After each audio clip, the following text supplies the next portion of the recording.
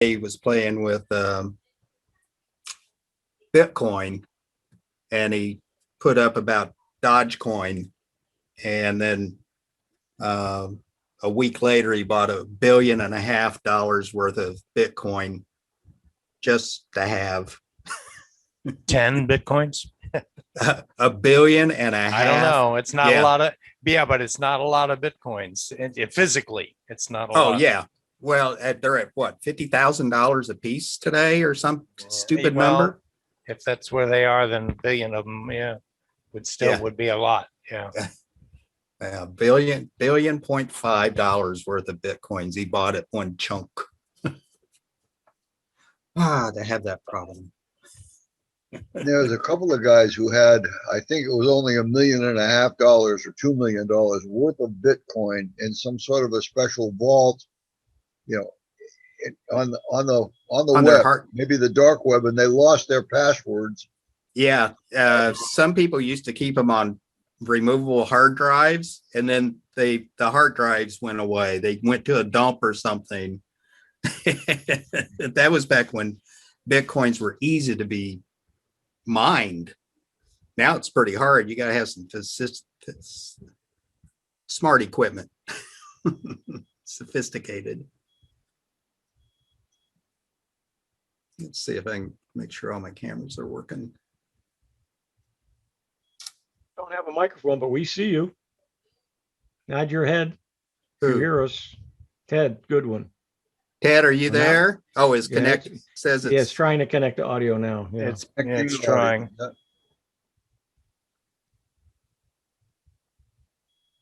Now you're muted, Ted. Give it 30 seconds each time you press the button, or it'll just toggle back again. Let's see if I can position this out of my ear. All right, let's get it rolling, and I'll start off. I had something I want to share. Interesting story. I thought this is a multi-directional light, 50,000 hour life. I thought 6,000 lumens. Wasn't it Paul or was it Gary that talked about that a couple of months ago? Yeah, Paul, was it you? I think that was a motion sensitive.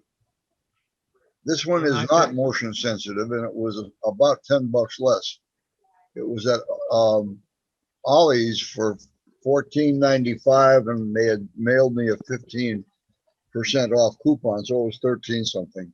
It screws into a ceiling light. Or a bulb, yeah.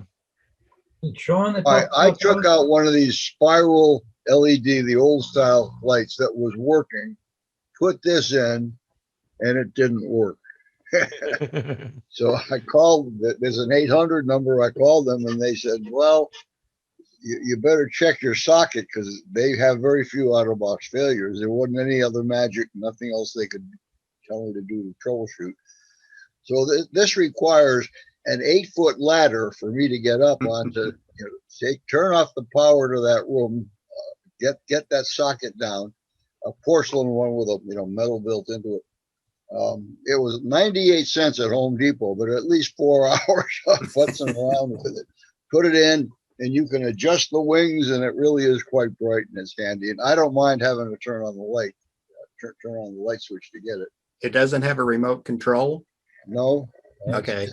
Relatively simple. The ones that are more elaborate are, as I was saying, at least $10 more. And I didn't need that, because I have enough clutter out in there. I don't go out there very often. And when I do, I just want a brighter light. Yeah, I got one of those I use for my lighting right over me here, but I can turn it off and on, and they are quite nice. I've got a shower curtain over, or a shower cap over it, to keep it from being so bright, LED bright. So it turns it into a softer light. But that's a great price. I want to get some more for the garage. You got it at Ollie's, you said? Yes. course, the problem with all these is you never know if they're going to have it when you go back a week later. It might be totally gone. Question: Are those bright enough? Would a couple of them replace an 8-foot fluorescent? I think something like that for a shop light. Yeah, plus the if you look at the K level, you know, the brightness, whether it's a soft light or a hot Yep. light, the one I've got you can count the bandings on a screw. It's so bright. Or a resistor, an original, you know, without getting the magnifying glass out. Okay. But they come in 4s and 3s wings. Is yours a 3-wing? Yes. Okay, yeah, I want to get a couple of those for the garage, like over the laundry and place like that. Okay, who's ready to go next? I'll go ahead and jump real quick. Let me figure out. I've got a couple quickie things here. Whoops. Let me go over. I bought a laser measuring thing the other day. Can you guys see that on the screen at all? Yep. Yeah. Okay, it was $32.99 because I needed to measure my ham radio antenna to see how long of cords I needed to cut for down to keep it from falling over, basically. And at night, I can turn this thing on and it's within an inch, shooting at 70 feet in the air. It's got, let me see if I can grab another camera here of this one.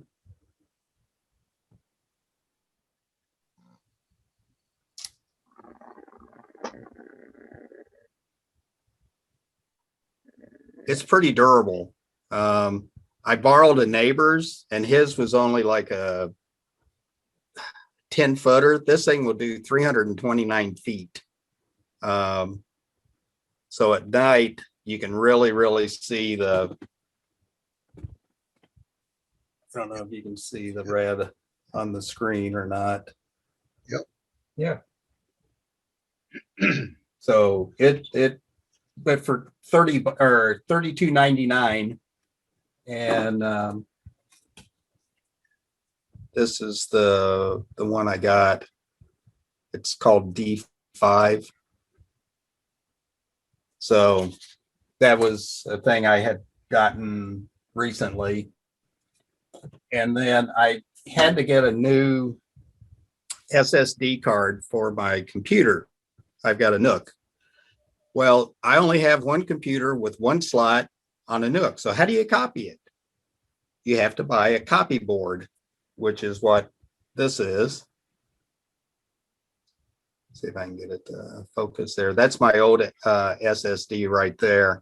That's a 256K. And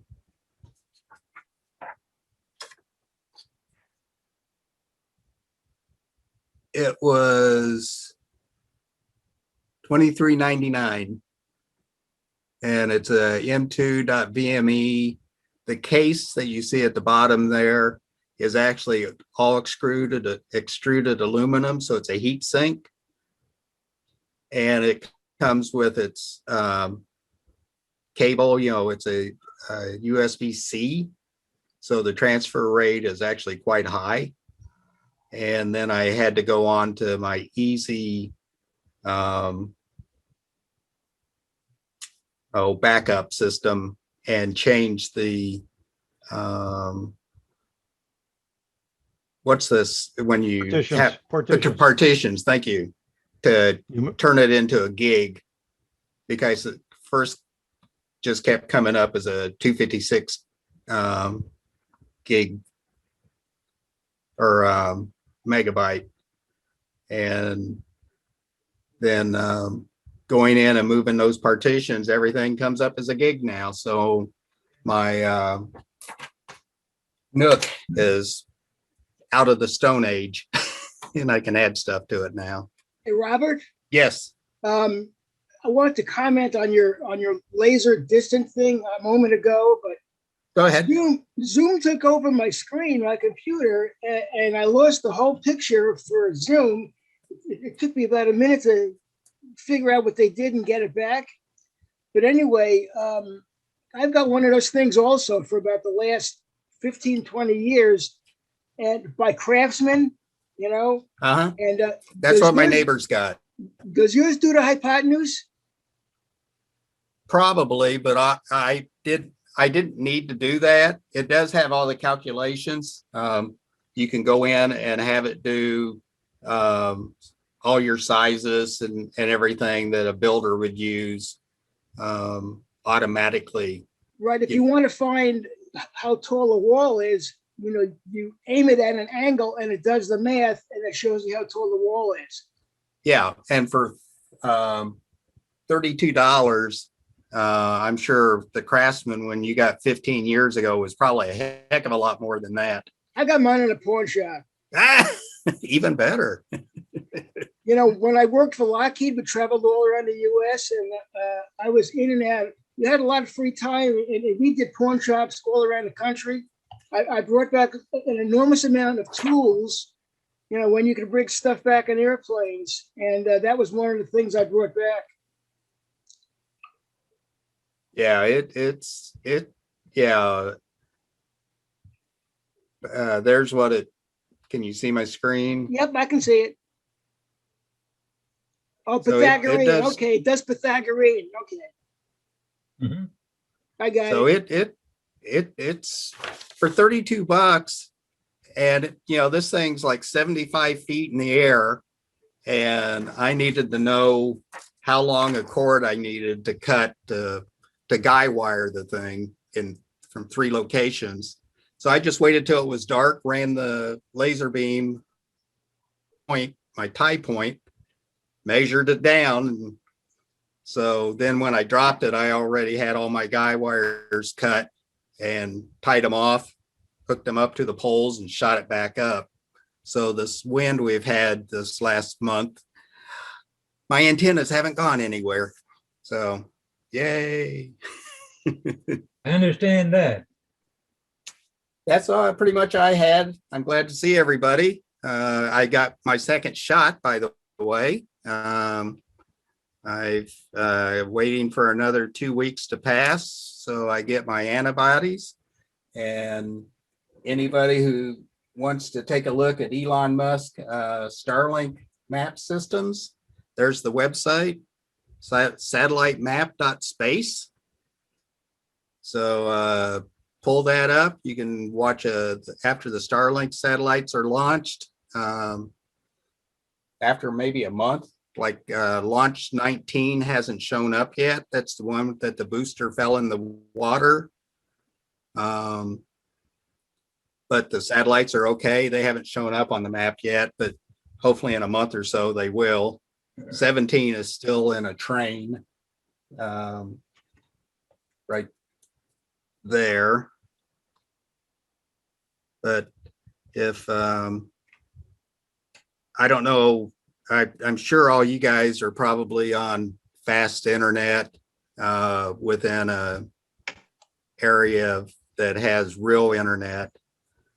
Several of my YouTubers are like in valleys of Vermont, and they went from 2 megabits per second to 150 currently going to Starlink. So quite an achievement. And it's supposed to be $100 a month anywhere in the world.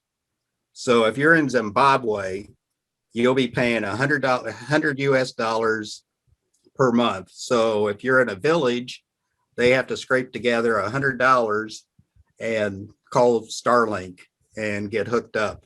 But that's how it currently is pricing for around the world. So everybody will be basically paying the same thing wherever you are. If I can chip in here, Hewie Yeah. and I had about a 40-minute or so discussion this afternoon, and it was triggered by the fact that in my inbox, I got the invitation Oh, good. from StarLink.com to join here in Florida. And I was ready to pull the trigger, except, you know, it was $500 or $450, whatever, plus tax, plus shipping, and then the $99 a month. And the thing that we discussed really was, well, let's talk about what we have here in terms of reliable service and compare it to what StarLink is currently offering. So other than putting out $500 plus shipping and tax, as you know, as for a new toy, and Right. then playing with it in parallel with whoever your current internet service provider is at reasonable prices these days anyway. And Spectrum just went to 200 megabits as their default. So Right. I decided not to do it. I was ready, and I figured, well, it'd be kind of nice to get it. And I was thinking of all kinds of things, like, for example, what kind of a shot to the sky do I need, and what azimuth does it have to be, and what elevation?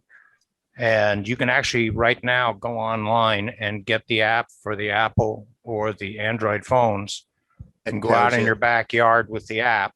And of course, your GPS will know where you are, and you can take a look and see. Now, under the previous geostationary satellites, and I have had both Dish and DirecTV in the past, the direction was essentially south to southwest, and the azimuth was 20 to 40 degrees in this area. And I'm clear. I have nothing in the way.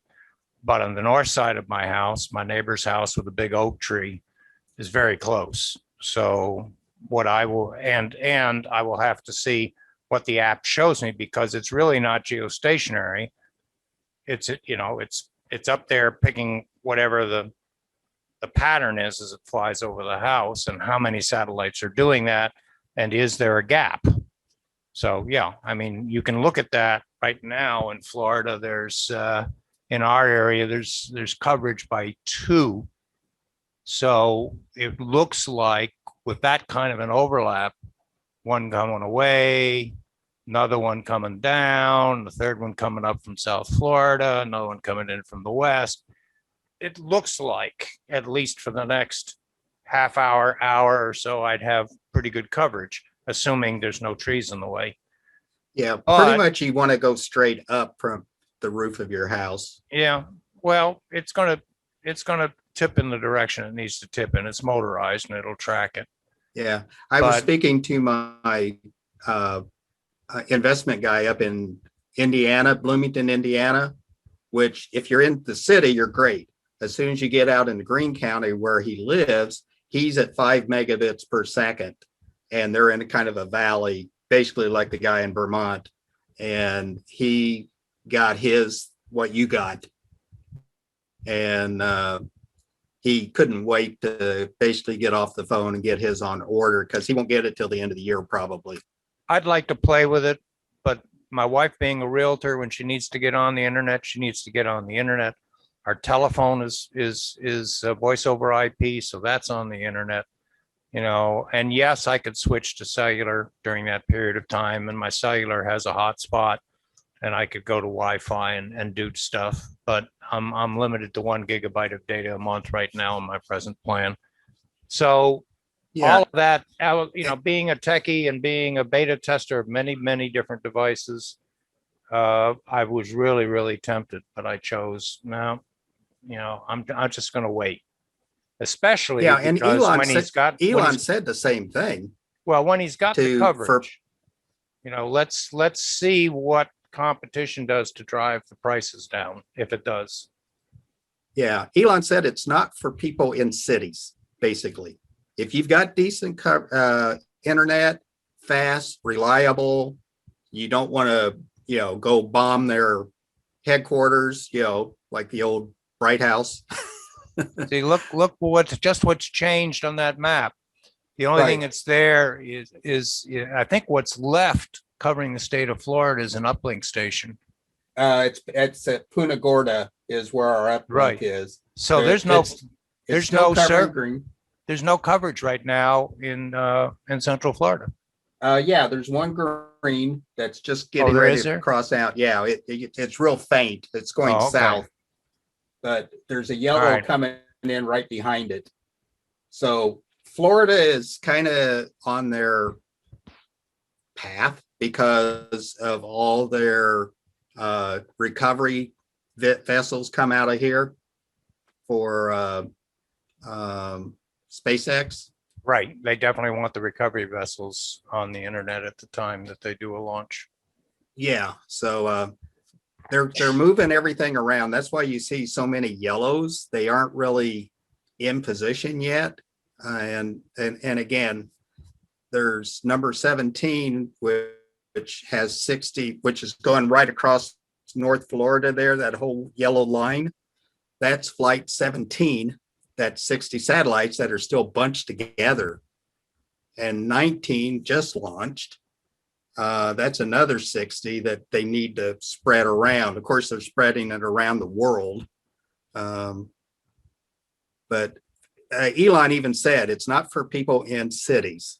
It's for people out that have not had any decent coverage or internet, basically forever. So I was like you. It's like, oh, I would like to get it, but I really don't need it.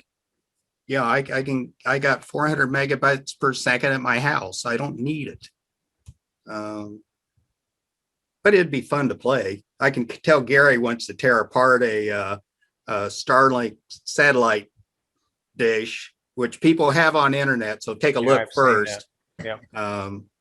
They're quite the high tech unit. He had a lot of smart people helping him and They're working on expensive. that. I mean, $500 is not. That includes the router, the I antenna, know. It's still expensive. the modem. Yeah. My router, it's not D-Link. It's one of the other ones, but it That's cost your- me $350. Yeah. My modem's $200 that I own. I mean, those are mine, so I'm already right there. And I still have to pay Bright House about $80 a month. Yeah, but you're already paying that. So you got. I'm already paying it. On top of that, you got to pay another $500 for this gig, for this setup. For the equipment. I can understand it. I can understand it for people who don't have or have very bad internet service. Right. But right. as a toy to play with, forget it. Well, look at my toy behind me. Okay. Yeah. I mean, it's amazing what people will pay for a toy. I just look you've at already Ken's got- toy, you've you know, already- with his flight simulator and stuff like that. Did he I need it? understand that. No. The car is a different thing. So what if you play with this Starlink? What are you going to do? Go on the internet and go to websites? I mean, it's the same thing. Well, You've already got that. Okay, Sean. If you had to put a round number on all the equipment that you put in over and above a standard cable modem that you've got in there with your networks and your little Mesh system. yeah, You your have a distribution mesh? and all the rest of that, you know, I would venture to say you get more than $500 invested in those things. Yeah, but it does the same exact thing that a cable modem does. I know, You know. but it's, you know, Well, you But- decided not to do it. Why did you decide not to do it then? Well, all you're saying really is that for those of us that have the money to do it, get some awfully expensive hobbies. It's yeah. a toy. Yeah. I think more than anything else right now, as I discussed this with Hewie as well, you take a look at the shape of this thing. Okay. Now I've got solar panels up on my roof. That's another toy, but they're big. pretty well bolted down and they've got a low profile. It would have to be a real strong pressure differential to try to pop them loose, and it'd probably take the roof along with it. So you take this thing on a tripod mount and hopefully you find your rafters and you screw it into your rafters, but you get 60, 70 mile an hour gusts in some of these thunderstorms, downdrafts that come through here, let alone the possibility of a hurricane during the summer. And chances are it's going to blow that thing off the roof and or take it away. So And it's what, 25 pounds, I think, didn't Yeah, that, that's the- what I'm hearing. Yeah. yeah, that unit, and it is basically kind of like the old dish. I've got a couple of the old dish things that are connected into the house. I'd probably bolt it right to that because it's got clear. But again, I've got 400 up and down, or 400 down and 50 up or whatever. So I'm not going to do it. But the guy in Indiana that I was talking to today, he can't wait. Yep. He doesn't have to drive into town 20 miles to use the fast internet. Does anybody Yeah. on here have the gigabit from Bright House? Gigabit speed?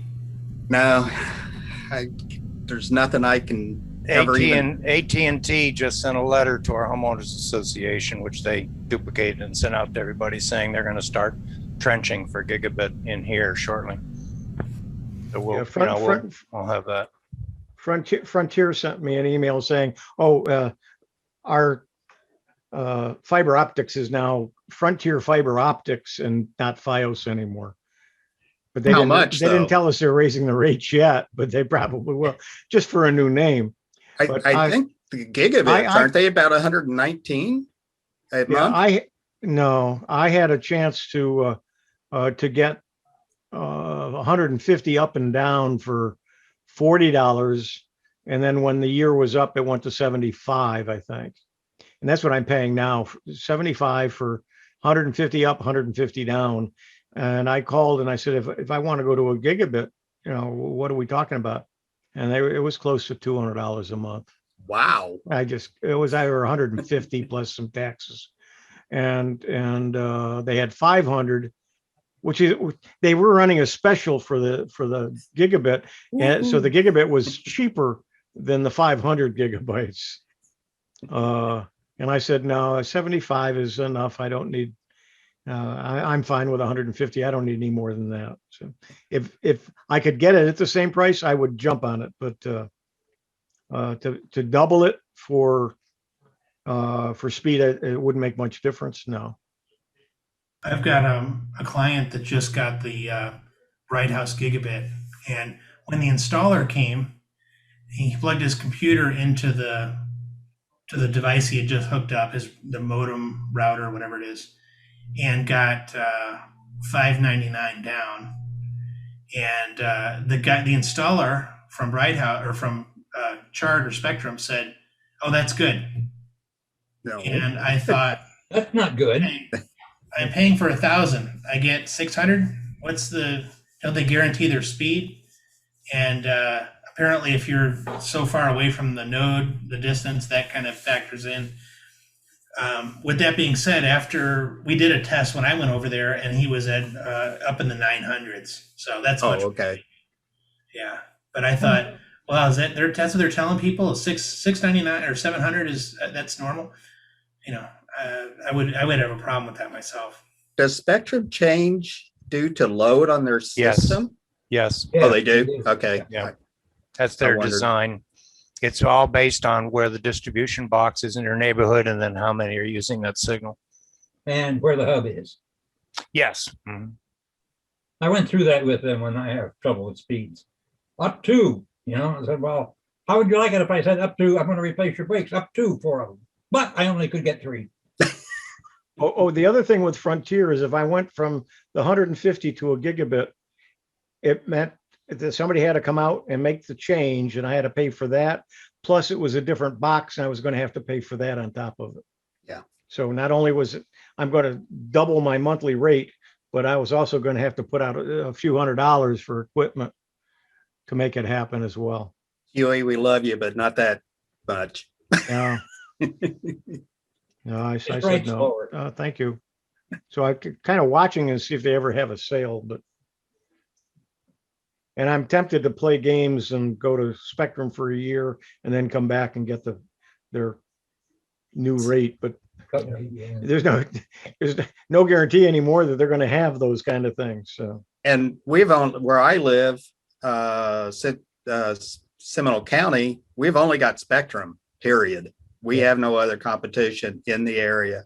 AT&T's not here, nobody. So basically whatever they say is what they get. Well, Paul? somebody's putting fiber in my neighborhood over here. And I do have AT&T, but it's 15.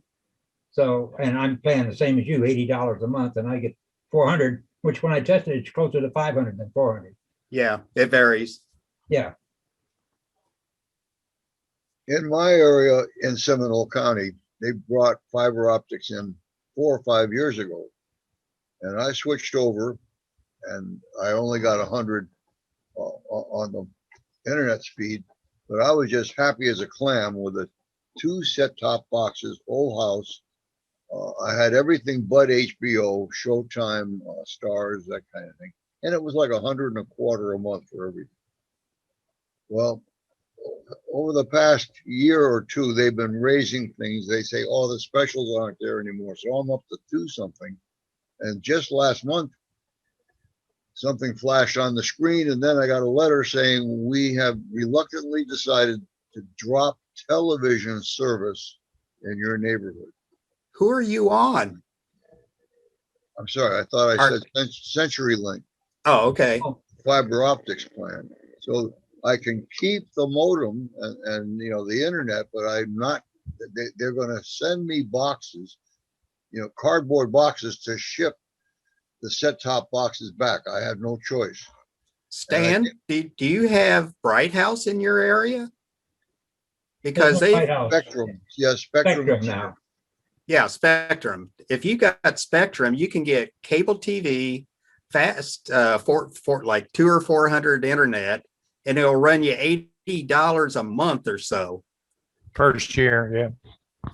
Yeah, for the first year, and probably what, Mike, 129 after the second year or something. I was paying 169. Yeah, I don't have cable TV. I've only got internet through them. Yeah, mine's 80. I cut the cord, you know, Well, I over haven't. a year ago. I've talked to Spectrum and for them to provide roughly the same kind of thing with the 2 set-top boxes, whole house, which means we can start a movie in one room, put it on pause and go into the other room and watch it in there. Both watching different things at the same time. And let's say a 500 gig hard drive for, you know, many hours, 500 hours worth of shows. I really don't like to watch anything live. And I think that would be $190 a month. So it's Damn. not that much. Not bad. I've got AT&T satellite, and I pay about $250 a month, but I've got all of the cable channels, all HBO and everything. And but I don't buy my internet from them. My internet I get from Spectrum. Is that what you got, Robert? Wait, you get your internet from Spectrum and you've got AT&T cable? I don't have AT&T cable. I have AT&T satellite. Oh, It works Direct when the TV. hurricanes come and there's no Okay. power. It still works. okay, direct. Plus It's you the get old direct TV. 5 recorders free. Damn, I'm coming to your house. Yeah, come on over. I got a lot of movies. I make popcorn too. Just all of us, thank God we have not in the last 2 weeks, because those people are still, I was watching some YouTuber friends of mine, and it's like one of them had a Tesla Powerwall, which worked, kept the house above 40, 50 degrees when it was 9 degrees and lower in Austin, Texas, and snow out the wazoo and ice. But thank God they had put in he had 2 power walls back to back, and his solar systems up on top kept getting snow on him. And he's got a 2.5-story house with metal roofs. So he was not climbing up there. Somebody said, well, use a hose. He goes, it's 9 degrees outside. He goes, that people don't think, when you're in Austin, Texas, that it gets 9 degrees. Well, it's funny because I lived in Iowa a good part of my life. When I was a kid, I used to take a glass of water and go outside 15 below zero and throw it up in the air, and it would all freeze before it hit the snow. But that's in Iowa. You live in that, you learn to live in it. But that's why God invented horses, so Texans wouldn't have to drive cars in ice and snow. because Houston, Austin, they don't know what to do with that stuff. They're as bad as Atlanta. So Atlanta gets some yeah. awful ice storms, though. Yeah, we I've had been ice there. storms in Indiana. That's why my butt's down here. If it snows in Orlando, I'm moving further south. I agree with you. That's it. No, I'm not taking snow anymore. I used to, when I moved to California, I used a snow shovel to hold my garage door shut. People asked me, what was that? And I said, if you don't know, don't ask. Don't ask. Like the sailor. Gary, he you've been put the anchor on his shoulder and walk. He said, I'm going to walk until somebody asks me what that is. And then I'll stay there. Kid, you're funny. I try to be. Oh. No redeeming features. Yeah, Stan, hopefully you will get your situation taken care of, because I haven't had a $200 cable bill for so many years I can't even remember. And just paying the $80 a month, and I get broadcast TV on all my TVs, on all my computers. I've got tuners that plug into the USB port. So I've got high grade HD TV coming in on all my computers all around, or on my 52-inch Samsung. So my $80 cable bill or internet bill, that's all I pay, period. And then of course power, but as far as other, I just couldn't see paying ESPN and the other 200 or 300 channels I don't watch at all. Oh yeah, when you get 600 channels, 594 of them you don't watch. I'd wear out my thumb just pressing the channel button. Yeah, I have I look at YouTube YouTube. TV. I have YouTube TV. I pay with the taxes, and I pay a little bit extra for something. So it's $71 a month. Unlimited DVR on any device that I want to play it on. I can play 3 devices at a time. Doesn't matter where they are. One could be a computer, one can be a TV in one room, and one could be the TV in the other room. The DVRs work from room to room, and it's any program you want, you just tell it to DVR it. And plus you got where you can go back, and they've got seasons of Right. of shows as well on demand. So I've been real happy with it. And then I got Locast for all of the local channels. I paid the $5 a month for that, There you go. because the free, you get ads every 2 minutes or so. It interrupts the program, and every 15 minutes you have to sign in again. But for the $5 a month, it works fine with no problem at all without the ads. And I've been real happy with it as well. Yeah, And it I got picks up- Hulu at $2.99 a month for a year. That was the special they had, and I have my Netflix at I think $11.99 a month or so, and my YouTube. I had just do regular YouTube movies and stuff like that, and I use my Kindle wherever it is. Here it is, and I pay $10 a month for unlimited Kindle, and my eyes bleed sometimes at night because I've used it so much on looking at either YouTube's TV, Kindle. So I'm oversaturated. So I don't need to spend $200 extra a month for stuff. Yeah, But- that's a nice thing with a lot of the streaming stuff. You can watch it on anything you want. You watch it on your Mhm. phone. You can watch it on your TV. You can watch it on your tablet. You can watch it on your computer, and it doesn't matter which one. You got to be careful. Whatever you get, you want to make sure how many streams at one time you can have running. So if you got 2 or 3 people that are sharing it in the house, you want to make sure It's they just can me. all watch what they want. well, You know, what I Stan's think- got, he and his wife, and Oh, other yeah. people have kids, and so you got to be careful there. But the Yeah. YouTube TV, there's 3 streams included with it. As I said, unlimited DVR.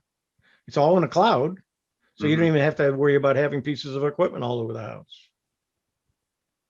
Can you The watch equipment TV that- through that your? I get with AT&T, all the equipment that goes with the television set or the computer in this case, it's just about the size of 2 cell phones. And it also is Wi-Fi, so there's no cables connected to anything. Can you watch Everything. TV through your ocular things? Can Yes. you get? That would be weird. It can be.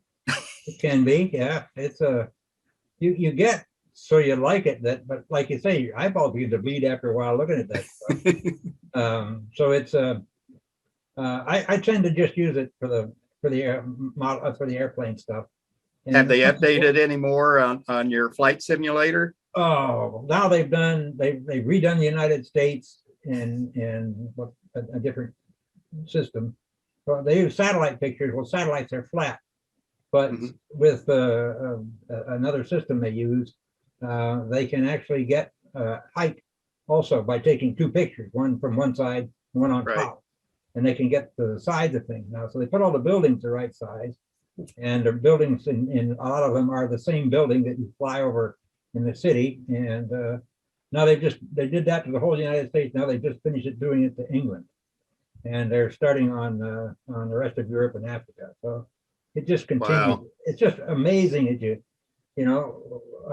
one guy put out one that said, here you are flying at 32,000 feet over an undercast, and the little music was playing in the background. And I sent back in the comments, yeah, it works same as the airplane. I was asleep in 2 minutes.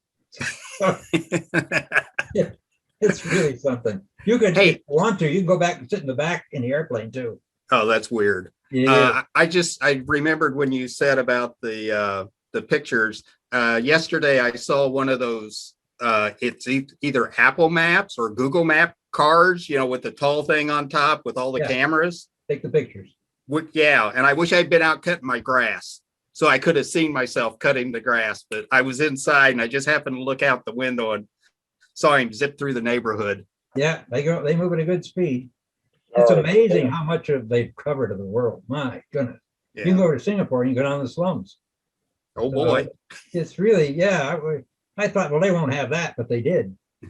Yeah, I think those are backpack ones. They actually strap on the back on some of them, or they've got them on a cart to push. And yeah, they have to be really dedicated to do that stuff. Or you could see your old girlfriend, hey, Ying Yang, how are you doing? Also, some of the viewing is pretty good if you go down to Key West. I can. Don't put those oculars on them. Go down to Key West on Google That's Maps. the way to go. You got to see it in 3D.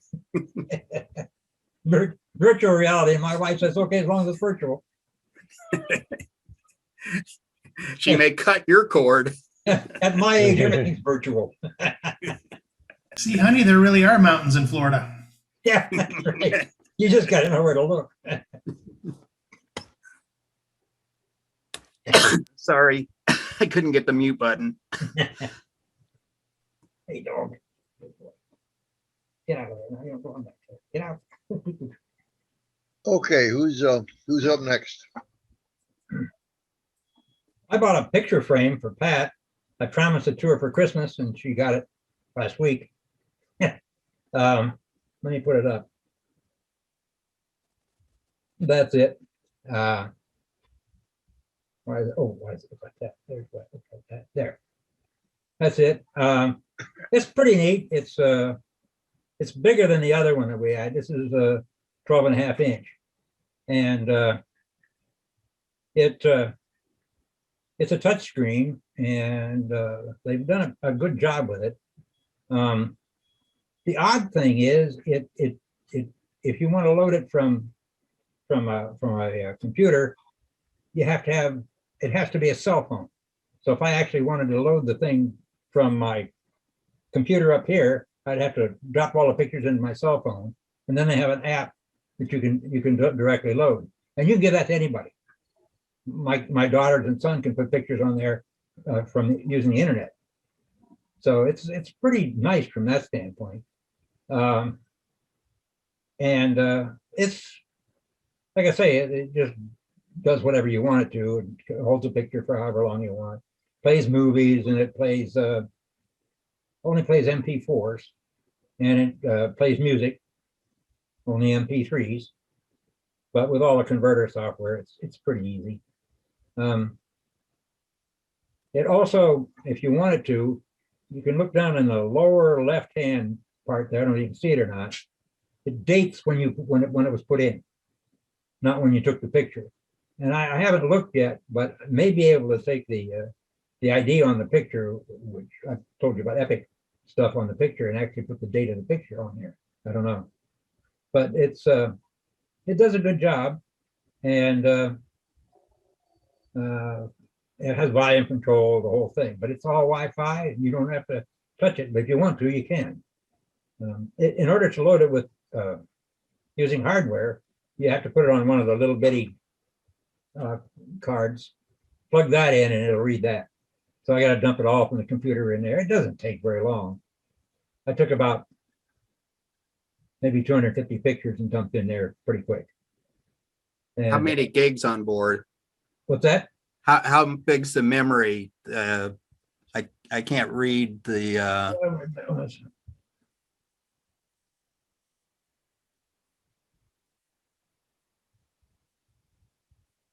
I don't see it either. Or how many thousands of pictures you can put in it.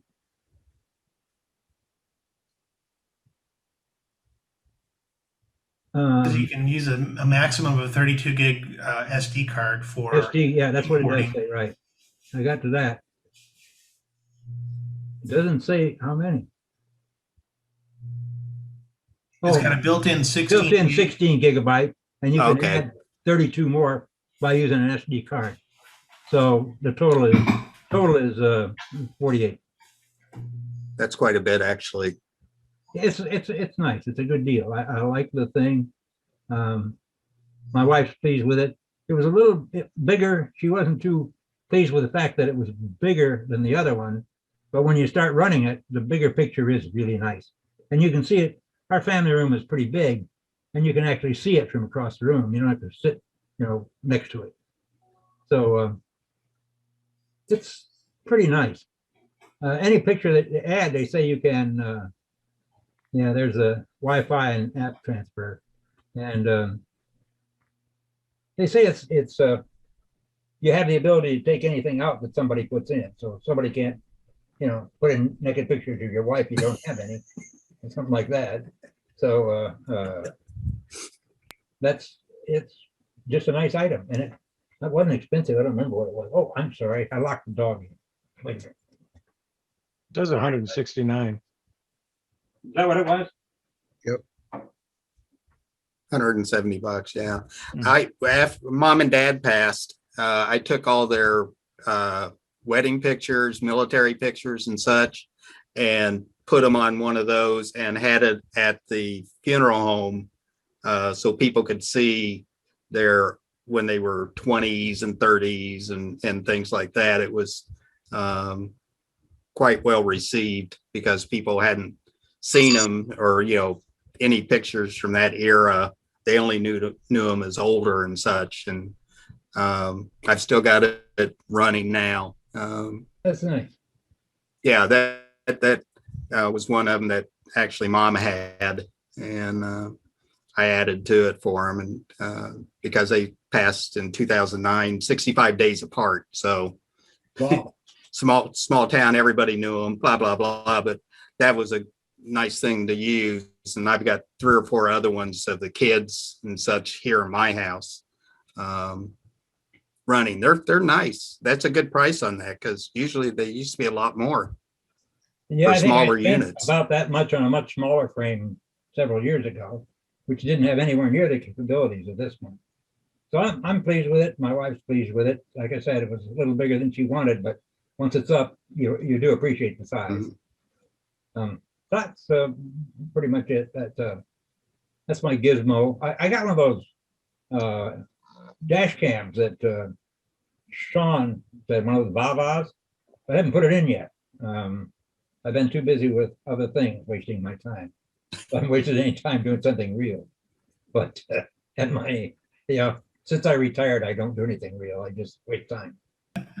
So something of interest for that cam, for a dash cam, I bought a hardwire unit, that it's a USB cord, and then you snake it down, and it goes right into your fuse box. On my Honda, it's under the steering wheel, like in that area. And what you do is you take a fuse out that you figured out is a always on fuse, and you plug this thing in, you put that fuse in there, and then you've got a separate fuse that runs up the cable to the dash cam. So it has the Always on. capability of always being on. So you might want to look into that. And the nice thing too is you don't have to run it into a cigarette lighter or something like that. The cable is completely hidden, with the exception of where it comes out of the headliner and right into the camera itself. Yeah, that's a nice arrangement. Plus, in that Wawa, they actually give you some cable holders if you have to run it across the windshield. But stick to the windshield, and you put these things in a holder, and it won't come out. Plus the GPS, you got speed and everything else. One of the things, do you have a wiring diagram on your Honda, or do you just do it with a voltmeter? Well, when you take the it's much simpler than that. You take the fuse box panel off and you look inside the lid, and it tells you what they're for. And I went, oh, okay, well, that one I know is always on. So I just unplugged that and plugged it back in.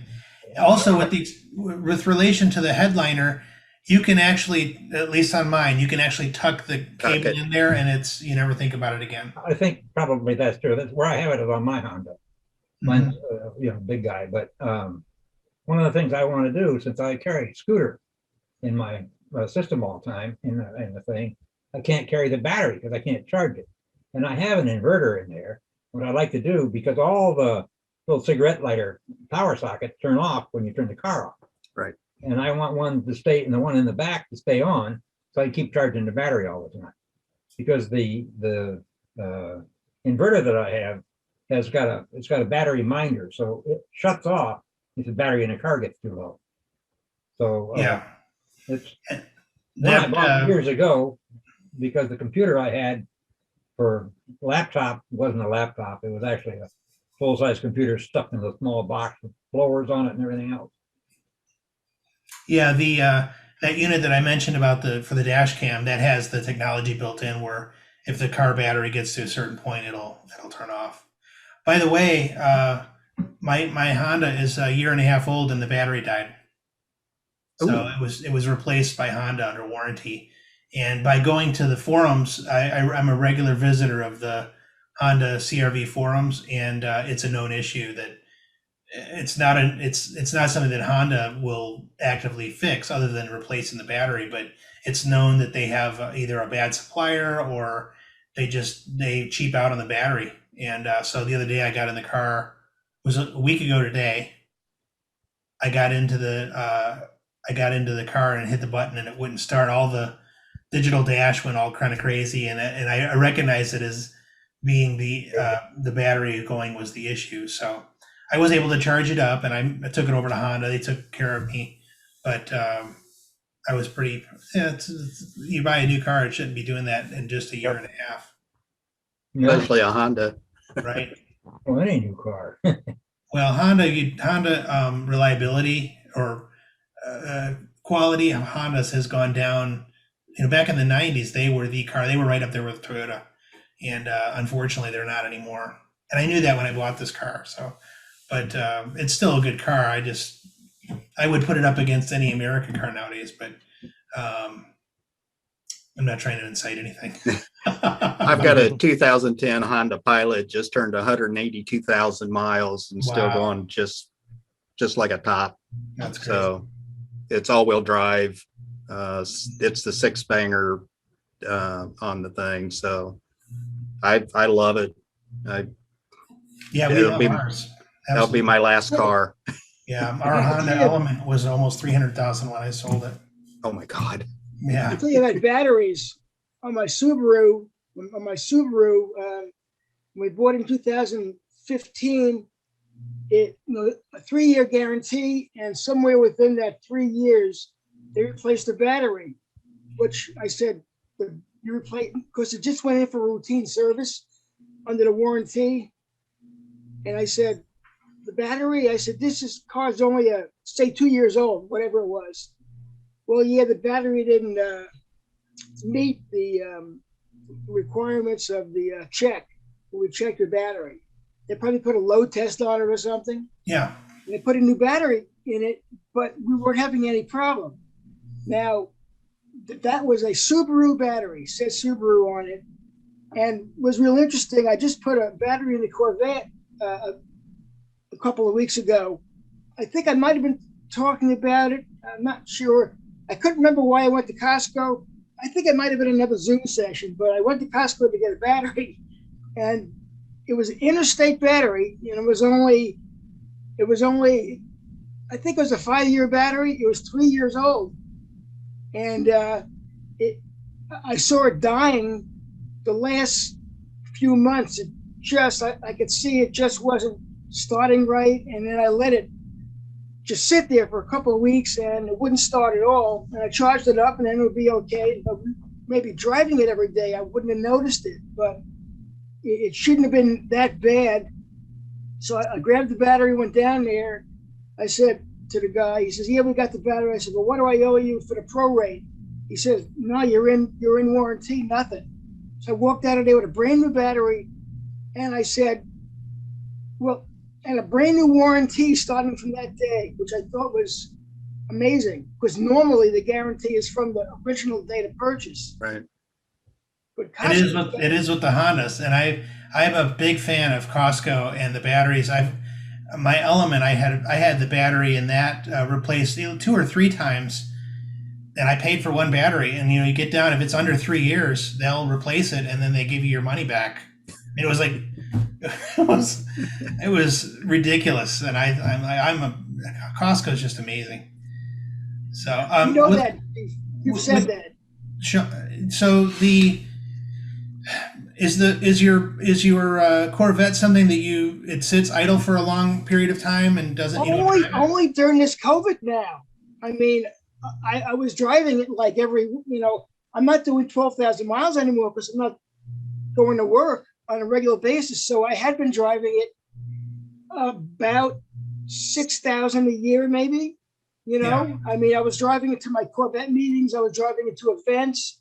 I was going to my radio club meeting, my ham radio club meetings, and all my other clubs that I belonged to.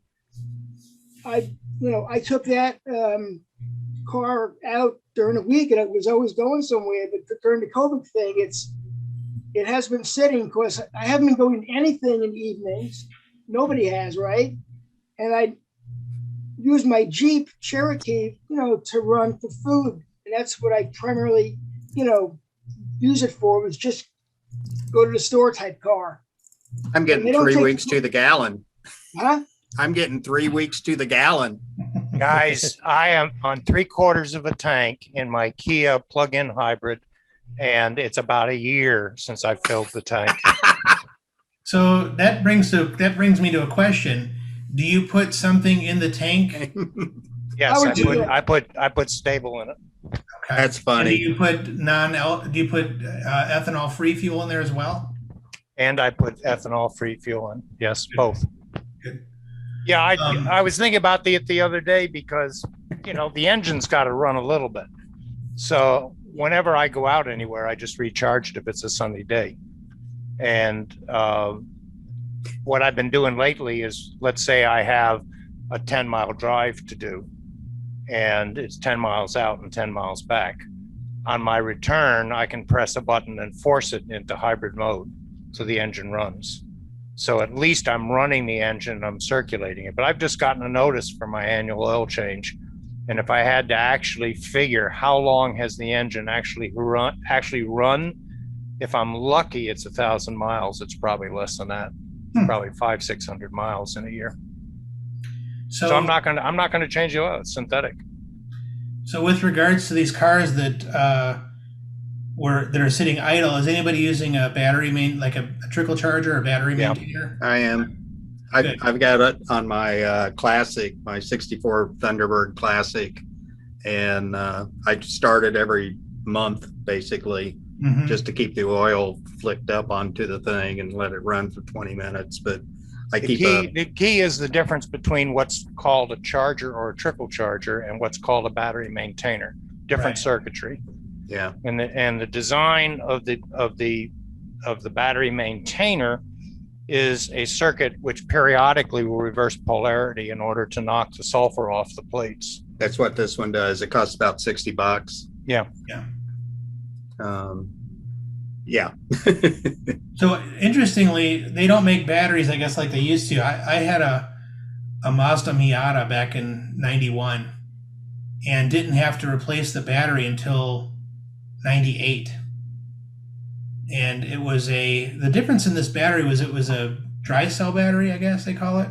It was made by Panasonic, and it was in the trunk. So it had to be something that didn't have fumes because the trunk was connected in some way to the cabin. Could that have been an early AGM type battery? It might have been. It did not have any liquid in it. I know that. And when I went to buy a new one, I remember thinking, wow, 8 years, this is great. And this is a Florida summer, hot and all this. It was fine until then. And I went to buy that battery again. You couldn't buy that battery. You couldn't, they didn't sell it. And it was a Panasonic branded battery in the Mazda from the factory. And, Is this in Florida? Florida. Mm-hmm. Yeah. So never seen that before. I did put in the MR2, I did put a AGM battery. And I do have a maintainer on there because I don't drive it. Right now I'm not driving it at all, but it sits there it'll sit there for a while and it will drain on its own, as you know. Yeah, I just heard that Tesla actually has a 12-volt battery in the front, right underneath the windshield, and I guess it's a real bear to get out. Well, Elon decided to take it's a flooded lead acid battery. It's a Kmart battery type thing. Now they're going to be putting in the solid state batteries in that position instead of a flooded lead acid battery. I think his battery packs are like 96 volts or 48 volts, the big ones, but there's some things apparently on 12 volt. They just stuck a regular battery in it, and they're been going out, and you have to take multiple pieces to get it out. It's like, okay, this is stupid. Yeah, bad design. Yeah, so now they're putting in one of their battery packs for 12 volt in there. Time moves ahead. Hey, Stan, Yes. this is Ted. Hi, Ted. I got to run, Oh, so okay. thanks for holding the meeting. Ted, it's good to see you again. Bye, Ted. Take care, man. Good to see you. Hi, Good to y'all. see you, Ted.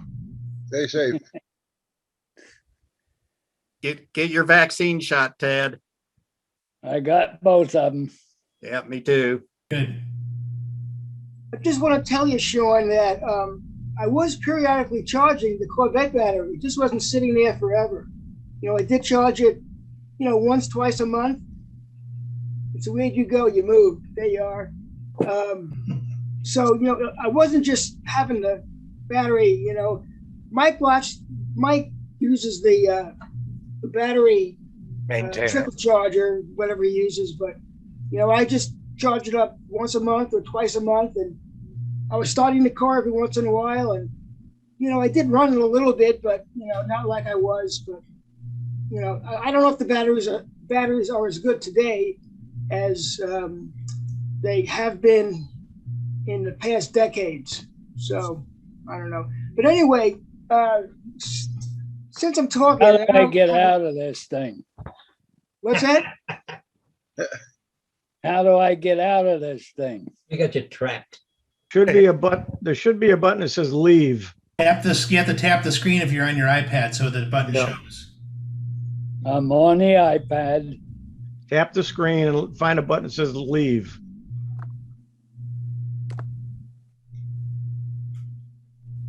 Well, okay. Worst comes to got it. worst, you press the power off button. That'd work. See you next time.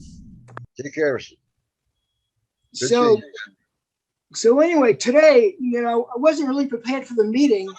I had to go to St. Augustine today with my wife to drop off some artwork at her one of the art galleries that is our prime seller. So we went up to St. Augustine and we had lunch up there. We had oysters and seafood. So I got back here and didn't have a real normal day of food, but we had some fried stuff up there, and I got back here and got situated and turned it on, and I was eating my soup. We made some soup while the meeting was starting, but the last month, I don't have a lot of electronic stuff to talk about. What did occupy me was, and I won't go into it, but I do have a sewing machine I do use, and it jammed on me. So I decided to repair it. I did call around to see how much it would be to get fixed, but I ended up, like everything else, attacking it myself. And I did get it fixed. It took me about a week. I knew what was wrong and what was happening, but I didn't exactly know why it was happening. I watched a lot of videos on YouTube. There was nothing that specifically helped me, but I put enough information together to figure it out. Having said all that, and that's as far as I'm going on that, I'm not showing any pictures or boring you with a repair, but I did make a video of it. So if anybody wants to see my handiwork and explanation of my thinking of how I came to figure out what was wrong and how I fixed it, if you go to YouTube, and then I'll post the link to the TechSIG if you want me to. Well, you could just you can do that, Mike, or you could just do Singer 2932 Jam, and it comes right up in the search line. That's what I was looking for, the search bar. So Singer 2932 Jam. And it's about 10 minutes long. So if you've got nothing to do and you want to be a little bit entertainment, that's what it's for. And the only other thing I wanted to say is last month, I said to Sean, I will have an answer for you in a month. And we were talking about internet and internet speeds. And I didn't jump in before when you all were talking about the internet speeds, but I actually had the answer, but I don't remember what the question is anymore. But the bottom line is that I am getting my 100 megabit speed, and everything's working normal. I'm getting capped at, I'm getting my 200 megabit speed, 200, and but I'm only getting 100 if I connect an Ethernet cable to my Windows 7 computer. The best it can do is 100, because that's the limitation of the hardware. And the best my new Windows 10 computer can do is 100 using the adapter, which is Ethernet into the USB-C adapter. So, but if I go just bring the computer over to the modem, it'll go to 200. So everything's working okay. It's just I got some hardware limitations, and but everything is working. And on the phone, it slams real hard. It goes up to 200 on the 5 gig signal. So, they are supplying me with my 200. I'm getting really good. I'm getting really good internet speed on my Windows 10 computer, which I'm on right now, which I bought it to do Zoom and my taxes. So it does way over 100 just in my office here. And nothing else gets near that. My other Windows 7 laptop doesn't get that. And my Windows 7 desktop, they do about, 70-ish, 80. It depends, when you check it, it's not consistent. So, but the Windows 10 does really good. So, I'm getting what they're selling me, and all the hardware is working okay the way it should. So, hopefully that will answer any. Are those questions. other computers? Do those other computers have gigabit Ethernet ports? My Windows 7 laptop, which is an Acer, does have an Ethernet port. And the best that does is, I don't remember anymore, but that does 100 or something like that. That's about it. But the Windows 10 computer does not have an Ethernet port. That's why I had to go to the USB-C adapter. So I thought if I remember correctly, your issue had to do with having a double NAT situation where you had the Bright House cable modems router. Right. And you plugged your router into that and you were using that. Yeah. And we were concerned that, having the two routers in a row were problematic. That's true. And what I did is I shut down the, let me think. I shut down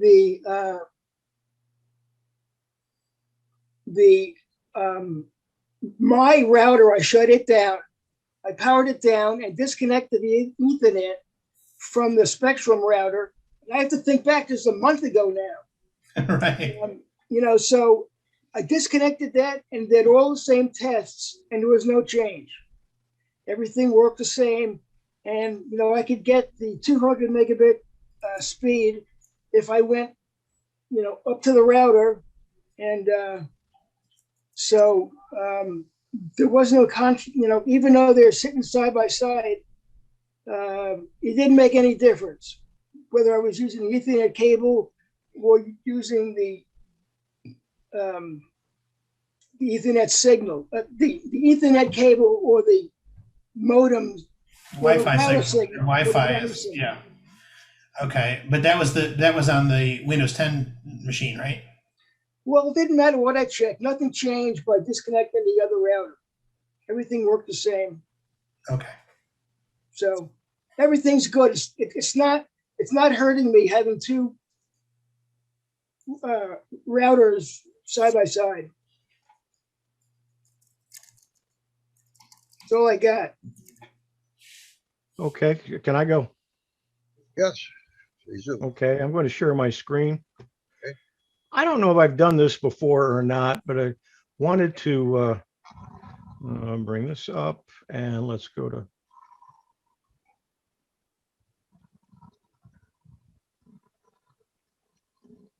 I've got two channels that well, more than that actually, but I've got my channel, and there's also a CFCS channel. But I wanted to show you something on my channel. And I've got 183 subscribers, and I really need to get a lot more, but I don't push it. I really should. I'm going to talk about that in a second. But what I want to show you is under the videos. I put up on Monday my StarLink report, and I've already had 144 views.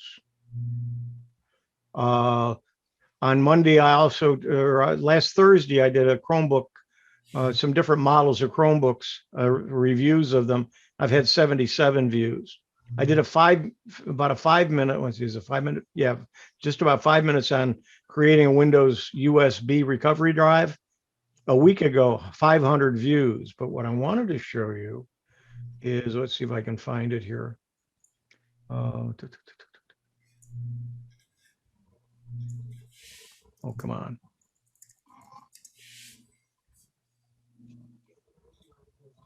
Right here. Google Cloud Print. I'll stop it, but what I wanted to show you is, look at the views I've had on this. Wow. 5,432 views on how to print from your Chromebook without using Cloud Print. Wow, that's great. It's really gone viral. And that's helped all of my other videos that are up here. And again, I'll go to your channel and you'll see, again, go here and then go to your channel and then videos. And you can see now I have subscriptions to several other, and that's what I want to show you, that if you subscribe to some of these, let me go to Ron Brown's, because he's the fellow that I do the Tech for Seniors. And so I subscribe to him. He's got 635 subscribers because he really pushes it. But what I want to show you on the videos, this is Monday's Tech for Seniors. We've already had 62 views online. But if we look at the uploads, and I want to do is come down here to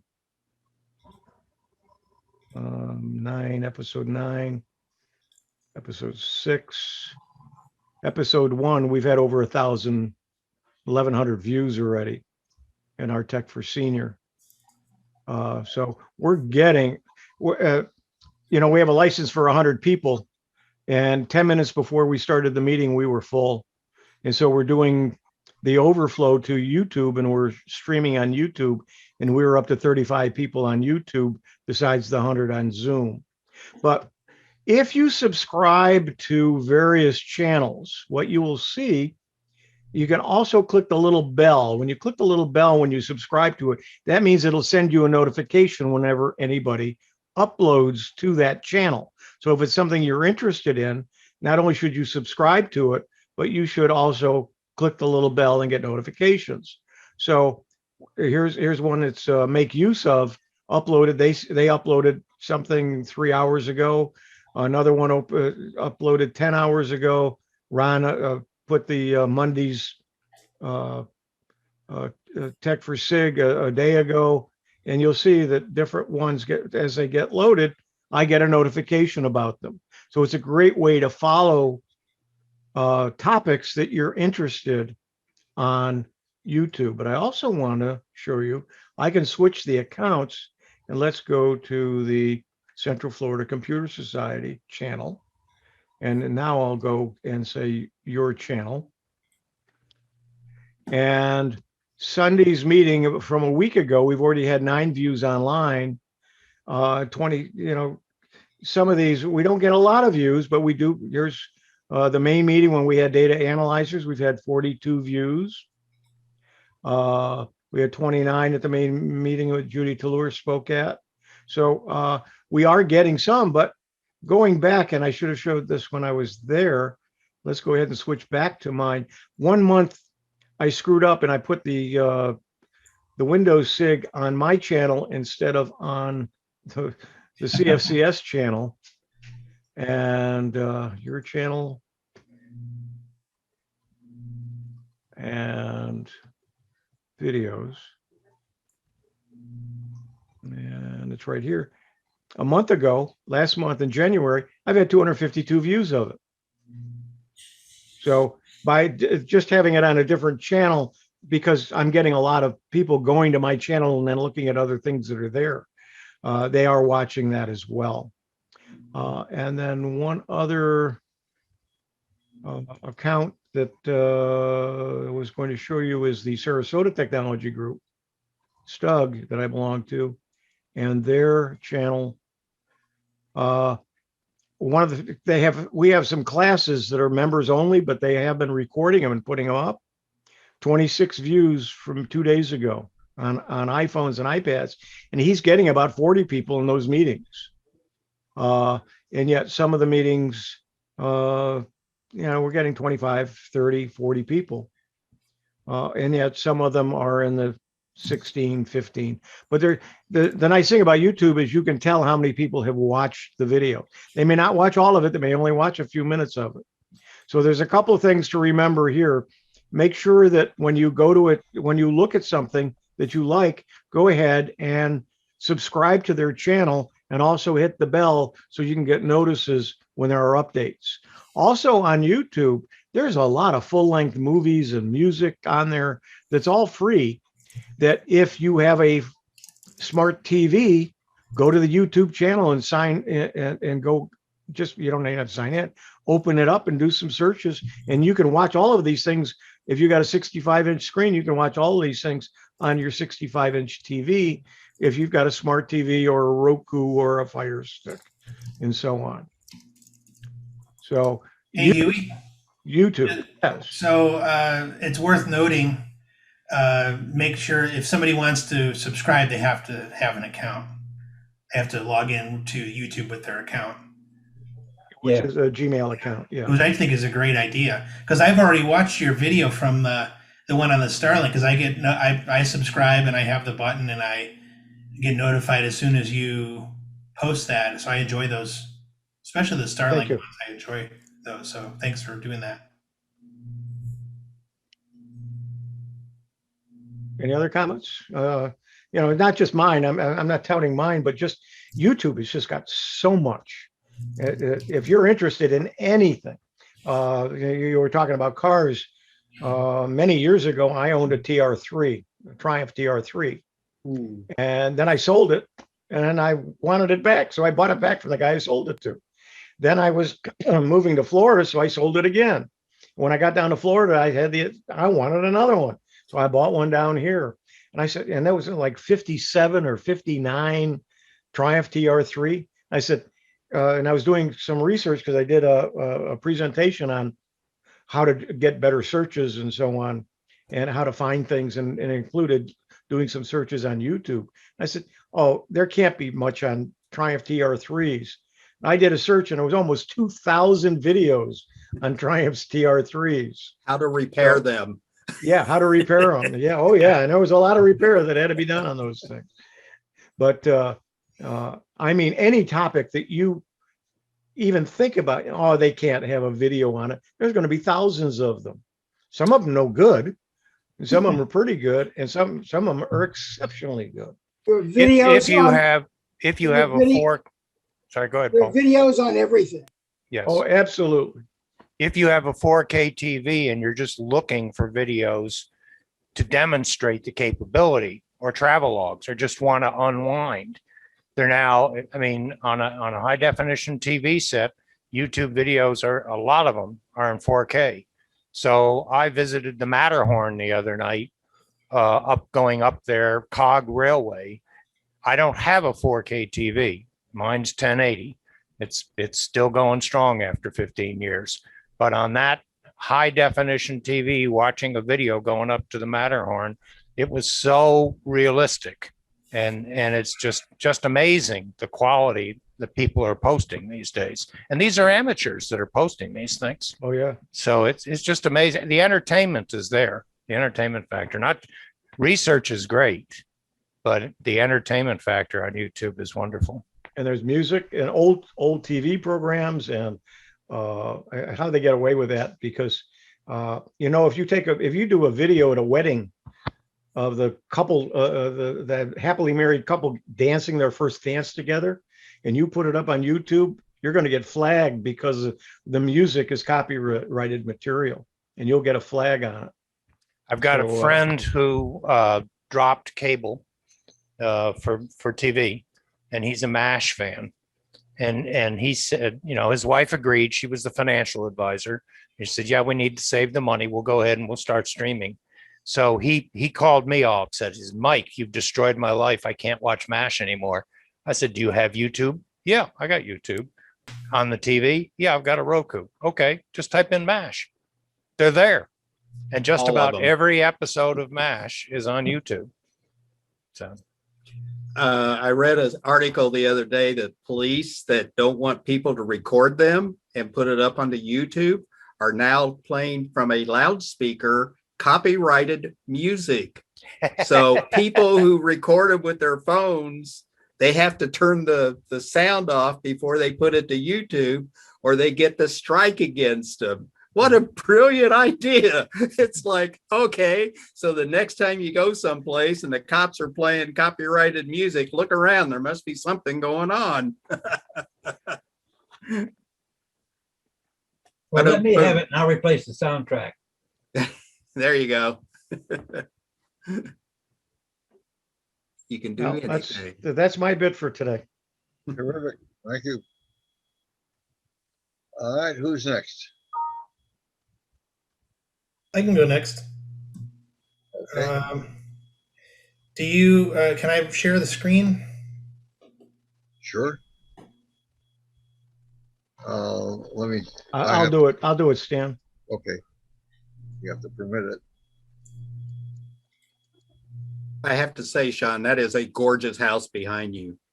Yes. Thank you.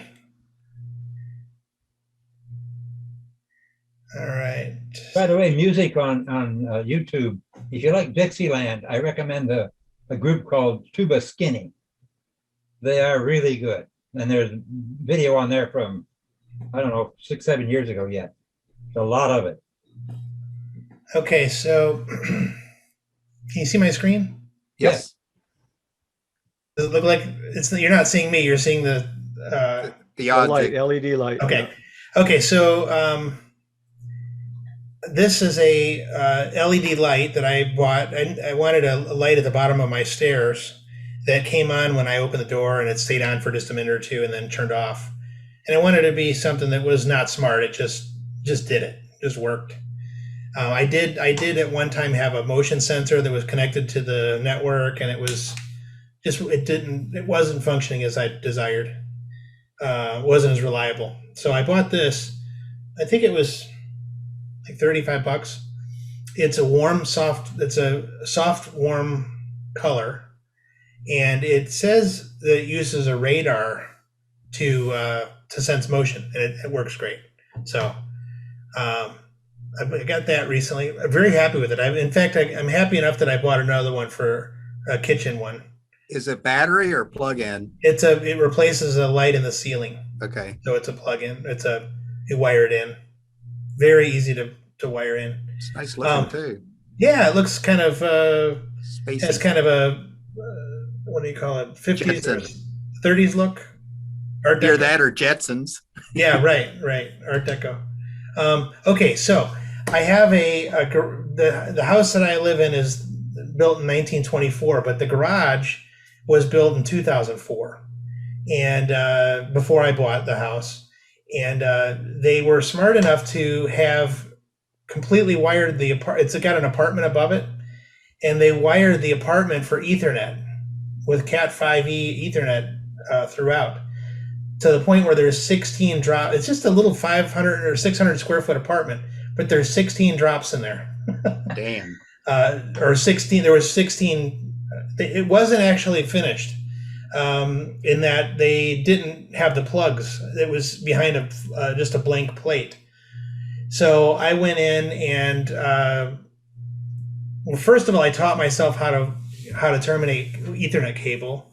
I used Hewie's suggestion, and I went on YouTube, and there's all kinds of videos about everything, and that was on there. And I went and I bought all the equipment, all the little tools. No, when I say all, it's about 5 different things. And my logic is I might be able to use this as part of my business, to be able to replace ends of cables or run Ethernet, whatever. But in the garage is where everything kind of terminates. So I bought this this rack mount wall cabinet that I've just mounted. I just mounted it today, and inside of there I put this is the punch panel. So I put these keystones. Get this out of the way. So I put these keystones in. These are you plug the. This is obviously a very large view of this, but you run the wires and you put them through here. There's a punch tool, and then they fit into these little. There's 16. I actually have 17. So I'm short one spot. So I will have to figure that out. Anyway, that mounts inside of the cabinet across the front here, and that was very easy to do. I was intimidated at first, but then once I found out how to do it, you just got to get you have to learn how to strip the cable and put the cable, into these punch downs. I got a rack shelf for it to put my switch on, and a power supply. These all go into that cabinet I showed you. So, and then these cables, I bought these patch cables. They're very thin and easy to maneuver. I'm holding one up here in front of my camera as well. But they're fantastic. Now these are ones that are pre-made. I didn't put the ends on these, but I got some really short ones that are this length, so you can plug one into the router, or not the router, but into the switch, and the other one into that patch panel that I showed you. That we can't see your video. We can only see the. Okay, thank you. I'll screen. show you that in a minute. So anyway, I'm trying to keep the cabinet neat. So short cables. These are just a foot in length, which I'll show you in a moment. And then of course the surge protector and the cable. So also second thing I just got was I got a new some new cameras from Unify, and I have the video cameras around the house, and I'm trying to switch over to Unify. I have FLIR, and but I like the interface for Unify better. But this is the new camera. This is most of my Unify is known mostly for wired cameras. They just came out with this camera called the G3 Instant. It's called, and this is how the camera looks here. See if I can get it to come up. Here we go. It's pretty good quality. Now that's inside the garage with the lights out, so it looks black and white. But I can turn the light on here, and you can kind of get an idea what it looks like with the light on. I just plugged that into power in the back of the garage, and let me see here, garage fluorescence. So it'll turn to color here in a moment. You can kind of get an idea. I'm really impressed with this. Was a $30 camera, $29 camera. Wow. Yeah. So. Oh, there's your color. Oh, it looks Yeah. good too. Mhm. There's the color, and then here's that box that I was telling you that I bought and I mounted. It's I don't know if you can see my mouse. Yeah. But Yeah. it's mounted over here on the wall, just above it, in between where the ladder is. You can see behind the ladder. That's where there's actually a box that's in the wall where those cables come out. The 16 Ethernet cables. I guess there's 15 of those are upstairs in the apartment, and then one is actually in the garage. So I'm thinking I don't have a wireless access point in my garage, but why not? I've lived here for 10 years and I never looked into this. So those cables have been just kind of sitting there this whole time that I bought this house. So anyway, that's been kind of a fun project lately. Is the camera on Wi-Fi? The camera's on Wi-Fi, right? This particular camera's on Wi-Fi. You got the cleanest garage I've ever seen. Thank you. You can't see the dirty, the messy parts underneath there. So, a wired camera. Here's a wired camera, and you can see that this is outside, but I would argue that the camera in the garage is maybe a little bit better quality. Now this one was more expensive, and this one, the camera that's inside the garage is not outdoor rated. This camera that you're looking at now is I forget what the coding is, but it can rain on it and so forth, and it's not a problem. Is it a Unify also? It is. This whole interface here is Unify. These 4 cameras that I have are Unify, and then I've got the wireless access points that are Unify, and then the video, this unit over here, which you really can't tell what it is, but that's actually got a laptop hard drive in it. I think it's a terabyte or 2 terabyte, and it records the video. So the garage cameras I've got to only set up, and they only record motion. So it probably recorded and sensed that there was motion when those lights came on and when they'll be turning off, but otherwise they don't record. The outdoor cameras record 24/7. Are they 2K cameras or what? These are 2K cameras, yes. They're not 4K. This camera here, this is another one of those Unify G3 instant cameras. It's the same model that's in the back of the garage, but this one aims right at the door. This is the door that Amazon uses to drop off packages. So I want to get a good close-up view of that person if they happen to do anything, which I don't suspect they will, but I think Amazon actually suggests that you have a camera that watches a door that somebody's opening that you don't know. So I did that. So this one senses motion. I get an email when there's motion. And just real quick, I'll show you the event log. Actually, I look at the dashboard here. This is the dashboard for these cameras, and you can see down here across the bottom, these are events throughout the day, from 8 p.m. last night to now. So I guess it's 8 o'clock. So this is the last 24 hours. And you can see there's not a lot of events in the middle of the night. But as the day progresses, there's things going on. And you can just hover over and it'll just kind of give you a brief pop-up of what happened. And then if you wanted to know what's going on, you can click on it.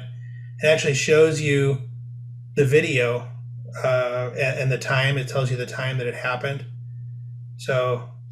And this is all locally kept at your place, or is Yes, that clouded? It's here in my house.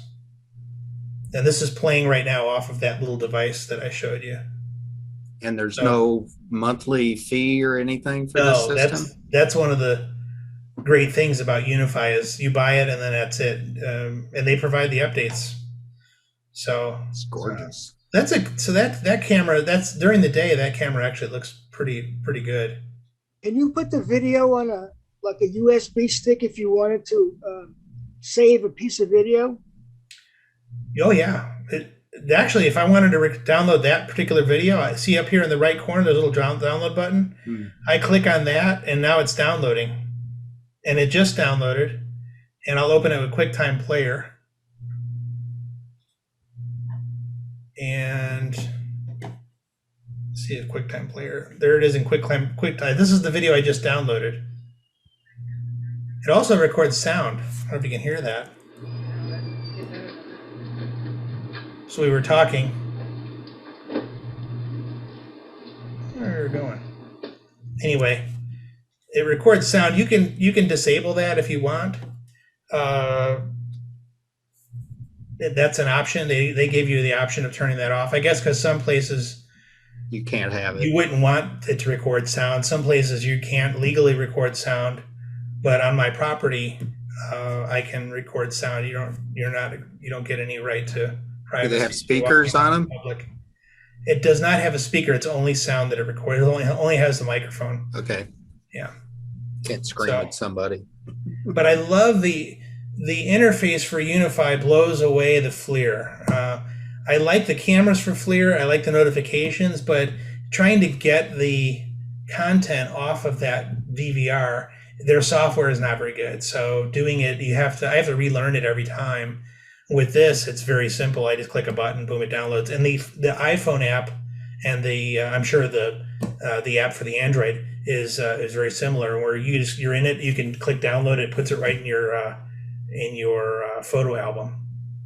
So Yeah, the quality of the video is amazing.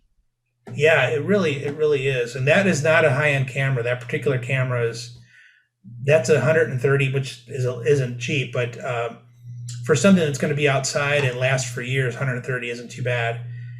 They have a camera that's about $500, and that's a 4K camera and has zoom capabilities and so forth, which I'm not really interested in that. So anyway, I thought you'd all find that interesting with the events where you can just hover over and see the event quickly.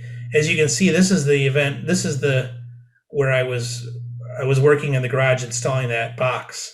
So you can see all the events in a row like that because I was making a lot of motion notifications on that camera. So anyway, I think that's all I've got. I will tell you that the difference with the 4K camera, they can look as good as a 2K under normal operating conditions, but when you go to zoom in, that's where there's a huge difference. Because the Lorex system I've got 8 cameras, and 7 of them are 4K cameras, and I had one extra spot, and I need to fill it up, so I wanted a camera in the kitchen to show the kitchen and the entry from the screen patio into the kitchen, which is a French door. So I said, anything will work. So I got on the Lorex website and I found what cameras are compatible with my DVR, NVR. And, I picked out a camera. It's a 2K camera. And it works fine. But when I go to zoom in, that's where I can really see the big difference. Because when I zoom in with my 4K cameras, almost no pixelation. I mean, the one that looks down my driveway, I can zoom in all the way and see the end of the driveway real well. But, you know, when I start zooming in on the kitchen, it does start to break up sooner, you know, so that's. Yeah. Yeah. That camera that I showed you in the garage, this is the camera. Oh, that's cute. It's doesn't work very well when I hold it up there. I pull it in front of me. This is the $30 camera.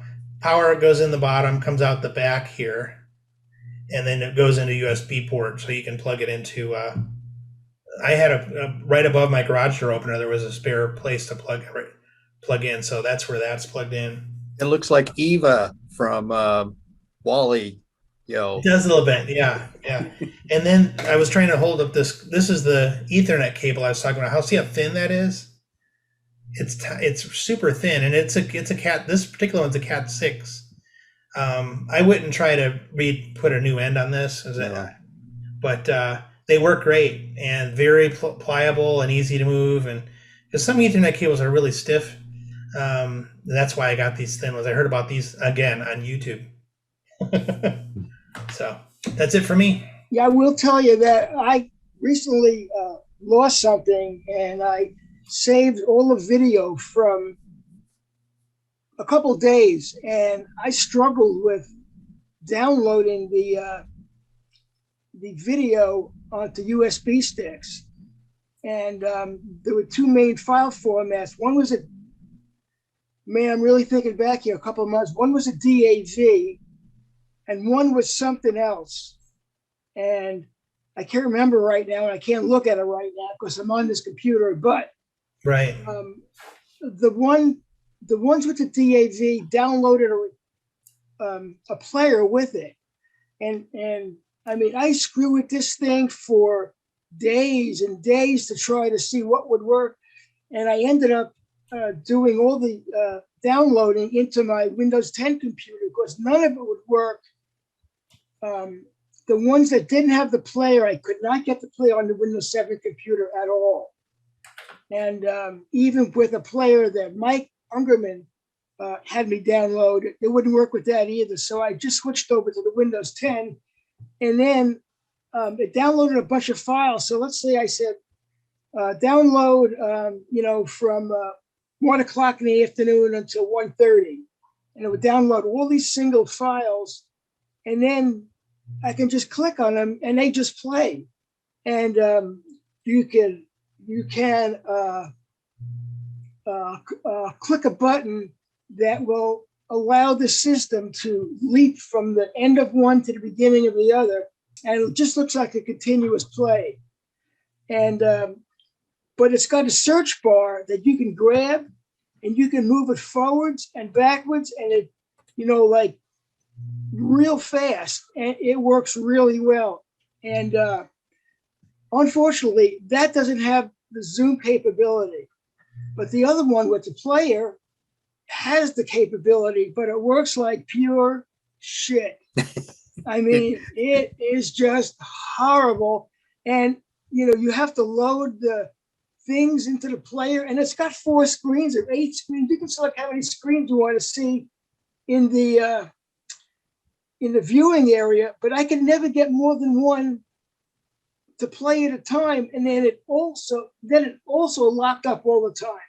I mean, it was just a disaster, and I just stuck with the other files. And what I ended up doing is I needed to download a lot, and I didn't have enough RAM on the thumb drive, so I had a spare hard drive, and I got an enclosure, and I put it in the enclosure, and then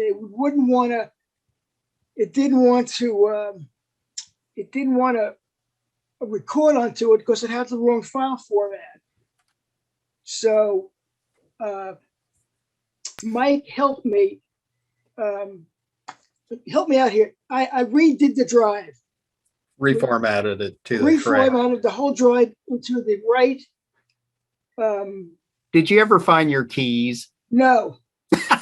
That's what you were doing, was searching for Yes. your keys, right? You talked about that last month, right? Yeah. And I've looked everywhere, you know, and I've got all my movements and, you know, if it was in the garage, it should, you know, the only thing that's an unknown that I can see that's an unknown is I came in the kitchen and I went over to the garbage pail, put something in it, but I was outside feeding my cat. I got a barn cat now. So I was feeding the barn cat and I came back in with a can of food and a spoon in my right hand. And I could see my left hand was empty, but I still went over to the garbage pail, but I couldn't see it because I went behind the counter. And, you know, that next day I opened up what I thought was that day of garbage. And it wasn't in there unless I grabbed the wrong bag. But I mean, I went through the recycle anally and I went through the big black garbage bag and it just, I mean, I still don't know what happened to it. You should have had those new But I did little learn clip a lot of, things. I did learn a lot about how to download files. But what's the one with the guy who had the Bitcoin pass Yeah. code on his USB stick and he threw it out with the trash, and now he wants to pay millions of dollars to the little city that he belongs to do a coordinated search of the dump to try to find the Yeah, doesn't he have USB like stick. $64 million Yeah. worth of crap on his Mhm. Bitcoins? Yeah. Yeah. Well, How much is that an hour?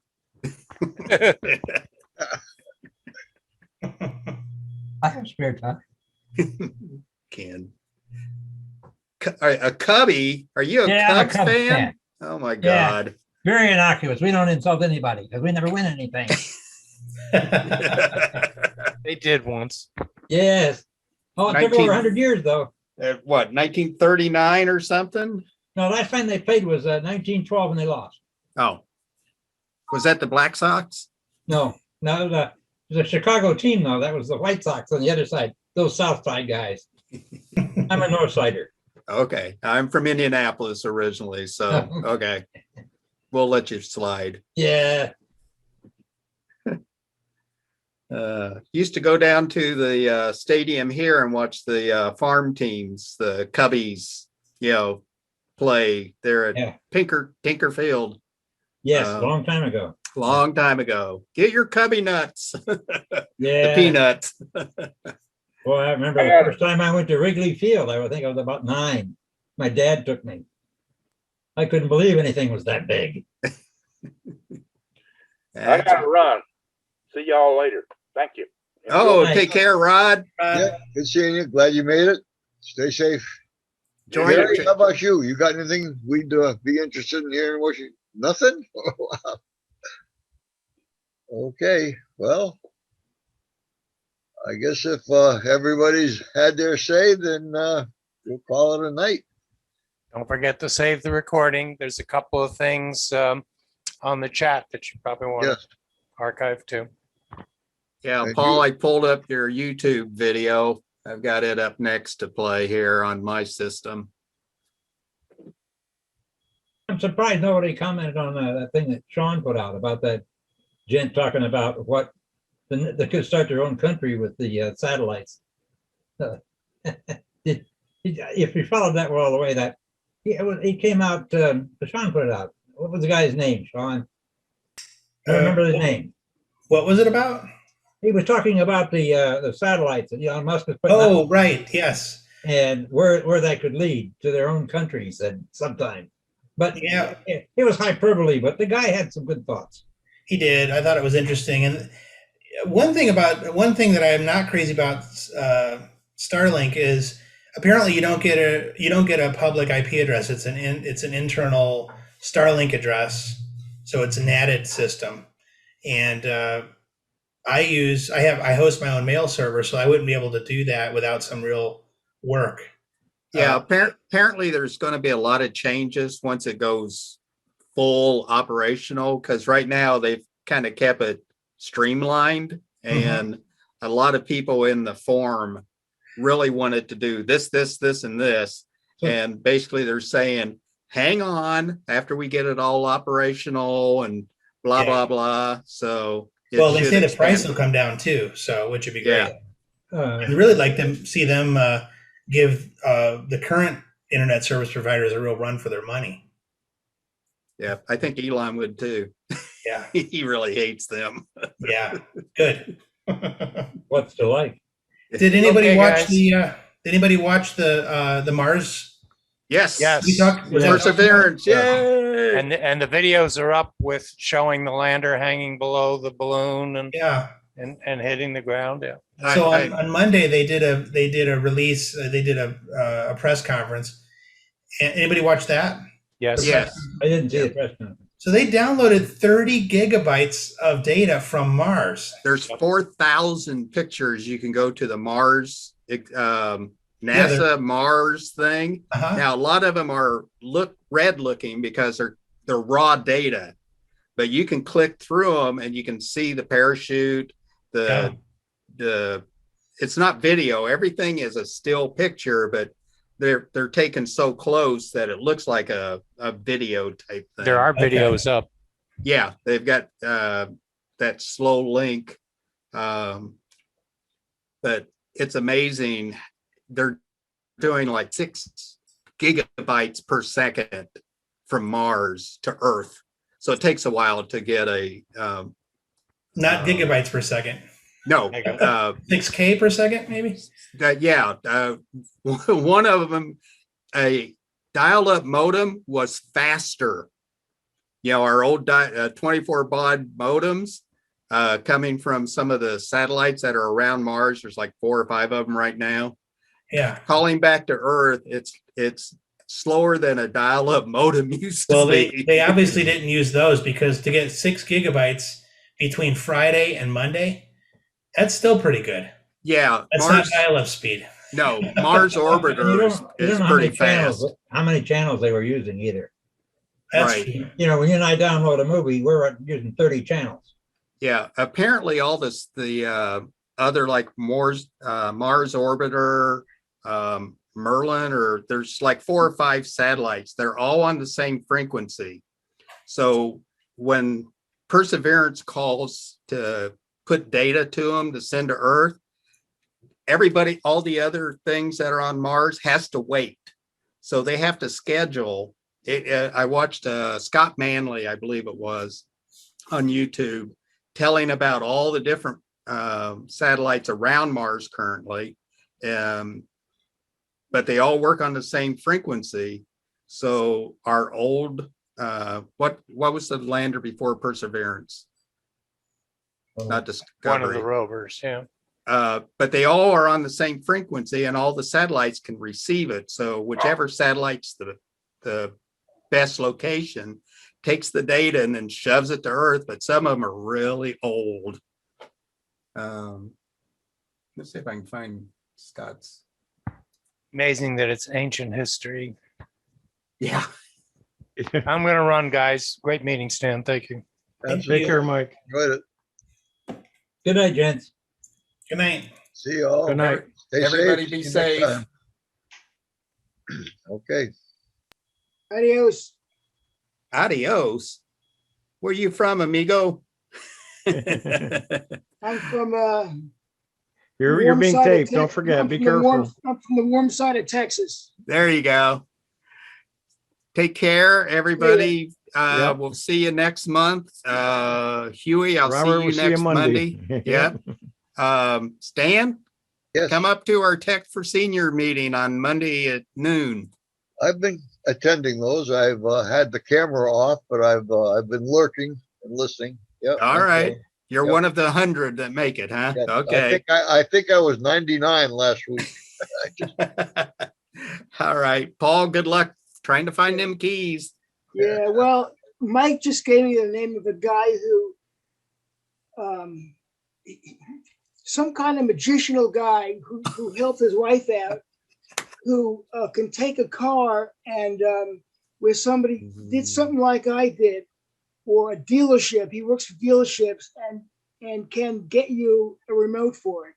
So I'm gonna call him and see if he can help me out. Good luck. Yeah, I'll see if he can do it, because everything else is operational. But I have such a good memory on where I put things. I have a million tools in the garage, electronics in the house. I know where everything is, and I have no recollection of. I remember putting the key on top of the Corvette when I came in from washing the car,